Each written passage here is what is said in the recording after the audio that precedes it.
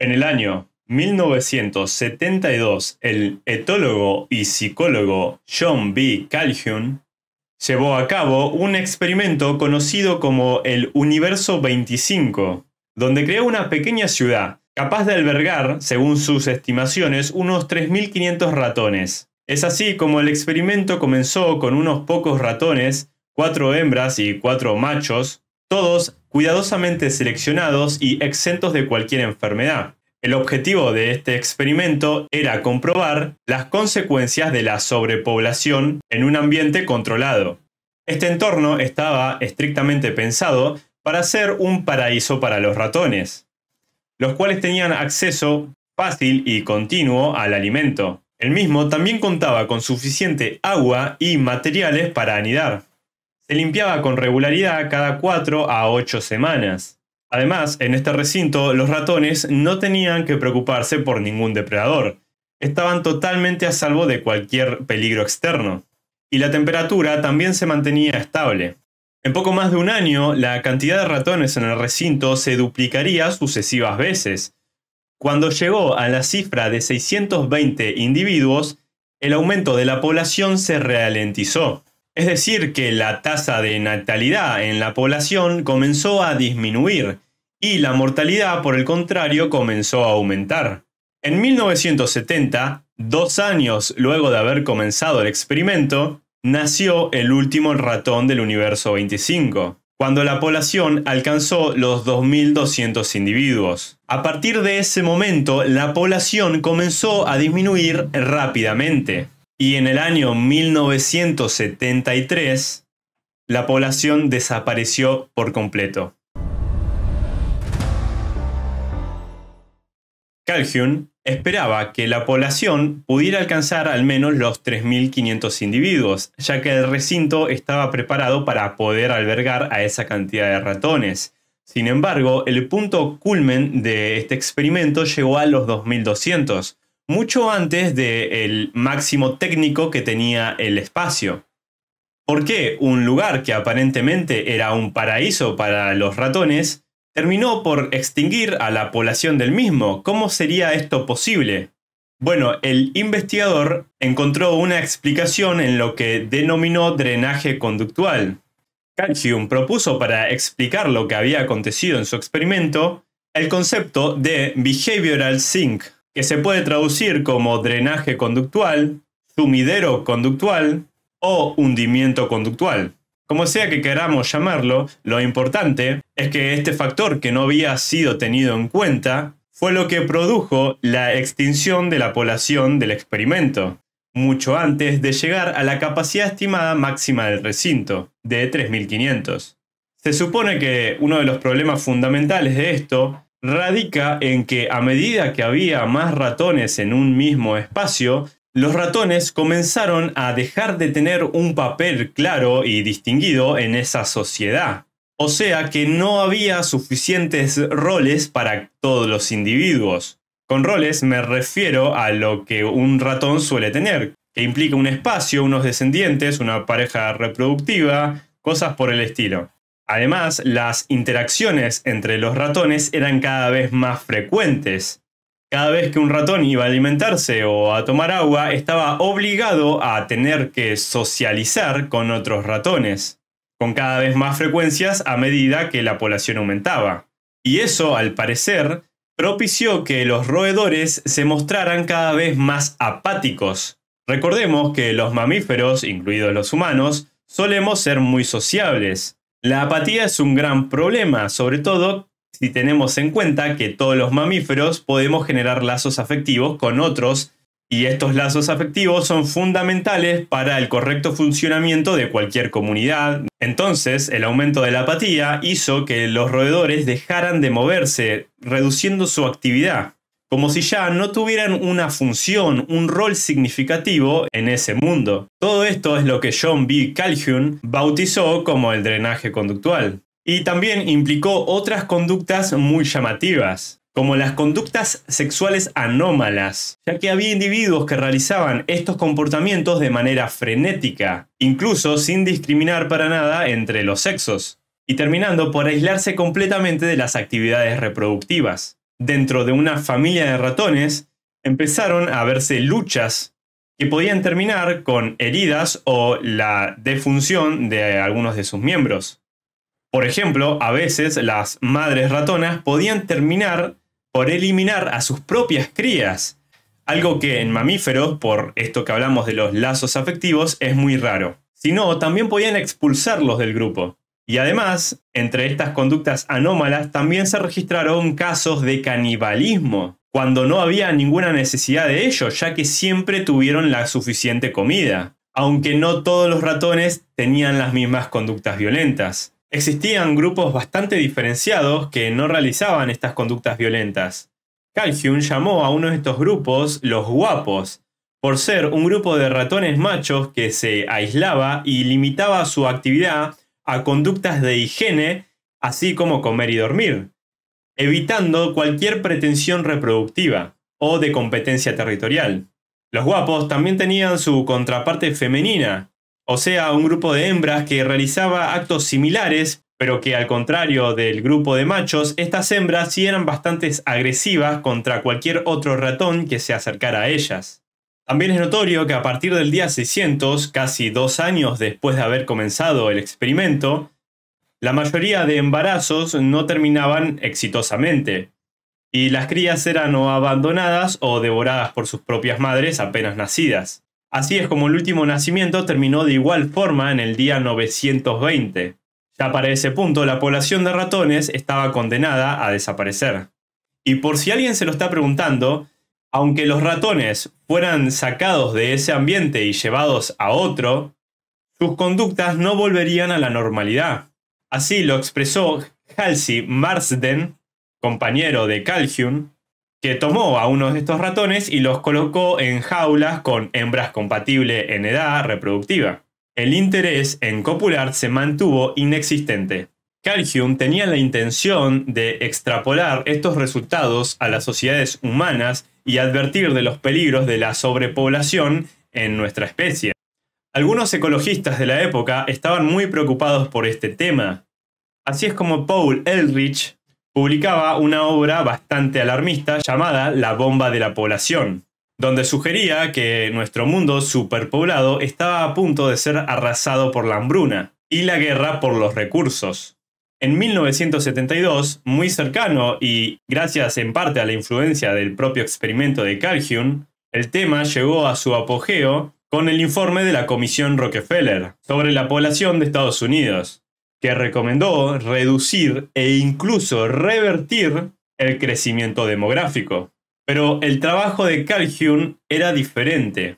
Mientras que los neomalthusianos como Ehrlich argumentaban que el crecimiento poblacional causaría nuestra desaparición, al agotar nuestros recursos naturales, lo que provocaría hambruna y guerras, pero en el experimento de Calhoun del universo 25, no fue necesario ni que la comida ni el agua escaseen, para que los conflictos se provoquen y los comportamientos extraños en los ratones empiecen a aparecer, llevando a la desaparición de la propia población.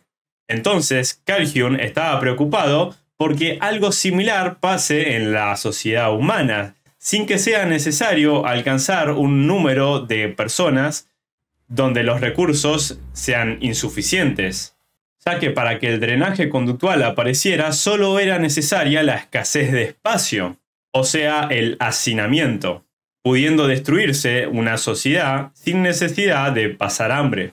Otros autores como Jonathan Friedman realizaron sus investigaciones pero con personas. En su caso le pidió a varios alumnos que realizaran una serie de tareas pero en condiciones de sobrepoblación. Friedman pudo observar que bajo estas condiciones los comportamientos agresivos y de estrés aumentaban significativamente, manteniendo esta tendencia a medida que las condiciones de sobrepoblación, o sea la densidad de personas en el espacio, aumentaba. Es así que varios autores consideraron que la clave del universo 25 estaba en la cantidad de interacciones que los ratones se veían obligados a mantener diariamente. Calhoun temía que en el futuro en la sociedad humana apareciesen grupos como los guapos, es decir, gente capaz de cubrir sus necesidades básicas, pero que no eran capaces de desarrollar una habilidad creativa o una voluntad suficiente para enfrentar retos. Por lo que extenderse este comportamiento en la sociedad humana podría llevar a una baja de natalidad tal que haría imposible repoblar el planeta. Sin embargo, el experimento trajo varias objeciones. Hay muchos críticos al extrapolar estos resultados a la sociedad humana. Bien, primero para entender esto tenemos que saber lo que es la psicología comparada.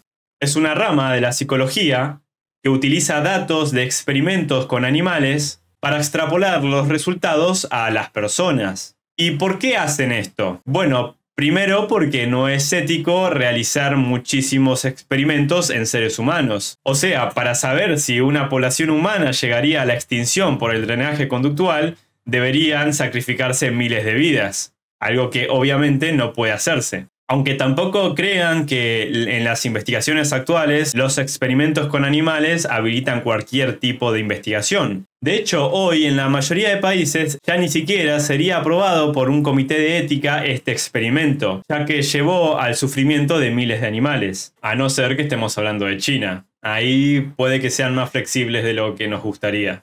También hay una cuestión económica, o sea, es mucho más fácil hacer una ciudad para ratones que una ciudad para humanos. De cualquier forma, esta metodología suele ser criticada porque no se sabe a ciencia cierta qué tan factible es llevar lo visto en animales a una predicción en la humanidad. Aunque hay varios datos que podrían hacer que esta perspectiva se diluya un poco. Por ejemplo, entre ratones y humanos, aunque nos podemos considerar extremadamente distintos, hay un 95% de coincidencia genética. Es decir, que solo un 5% de nuestra genética nos separa de los ratones. O sea que si bien es cierto que no somos ratones y tenemos muchas diferencias, en lo más básico nos parecemos más de los que nos gustaría. Por ejemplo, solemos sobreestimar nuestra capacidad de razonar. Nos consideramos extremadamente conscientes todo el tiempo de nosotros mismos y de nuestro entorno.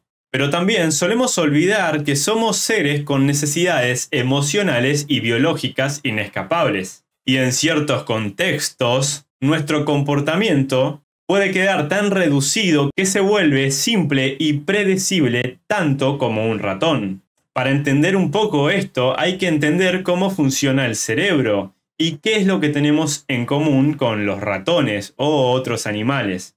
El cerebro se divide técnicamente en algunas áreas o regiones, cada una con una predisposición a funcionar en ciertas tareas. Nuestra parte más distintiva y avanzada es el neocórtex. No hay ningún otro animal que lo tenga así de desarrollado. En esta área tan grande de nuestro cerebro es donde tomamos decisiones complejas, somos conscientes y metaconscientes. Es decir, que no solo tenemos una conciencia, sino que además somos conscientes de que somos conscientes. Esto no es una diferencia menor, ya que hasta donde se sabe, no hay ningún otro ser que tenga esta habilidad. Pero salgamos del neocórtex un momento para volver a las partes que sí compartimos con otros animales. Por ejemplo, el sistema límbico, presente en todos los mamíferos.